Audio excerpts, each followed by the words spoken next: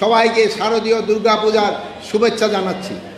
আপনারা জানেন বাংলাদেশের ভিতর এই মণ্ডপের মানে সবচেয়ে বড়, এবং এখানে গতবারও আমি এসেছিলাম।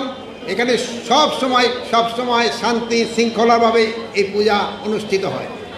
আপনারা আরও জানেন এটা কিন্তু একটা ধর্মীয় অনুষ্ঠান, এটার কিন্তু পবিত্রতা রক্ষা করা আমাদের সবার দায়িত্ব। আপনারা সবাই এটার পবিত্রতা রক্ষা করবেন এবং এই ধর্মীয় ভাব গাম্ভীর্যেরভাবে যেন এটা সম্পাদন করা যায়, এটা আপনারা সবাই চেষ্টা করবেন। আরেকটা হলো এখানে পর্যাপ্ত সংখ্যক আইন শৃঙ্খলা বাহিনী নিয়োগ করা হয়েছে।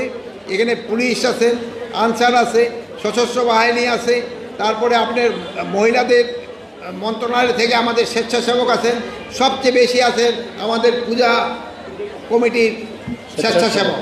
তারা কিন্তু দিন রাতই এটা আপনাদের বিভিন্ন কাজে সহায়তা করতেছেন এবং এটার আইন শৃঙ্খলা যেন ঠিক থাকে এটা সহায়তা করে যাচ্ছেন।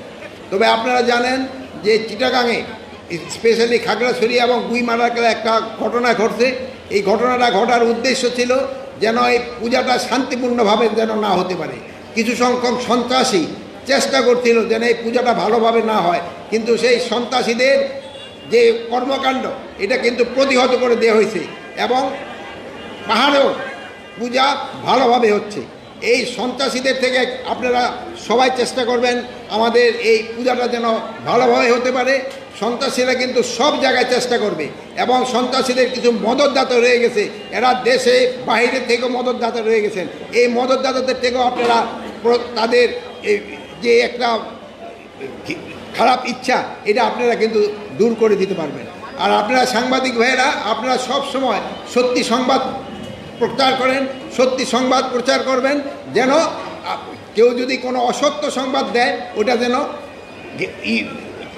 কি বলে বন্ধ হয়ে যায়, তার আর ওটা যেন তারা প্রকাশও করতে না পারে, যাচাই না করে যেন। আর কোনো কিছু সংবাদ ভাইয়েরা বলতে যাচাই না করে আপনারা দিবেন না। একটা কিন্তু নতুন অ্যাপও করা হয়েছে, আপনাকে যদি কোনো কিছু থাকে ভাইদের সাথে আসতে, ভাইরাও কিন্তু অ্যাপের সাথে সম্পৃক্ত, তারা আপনাদের সঠিক সংবাদটা দিতে পারবে।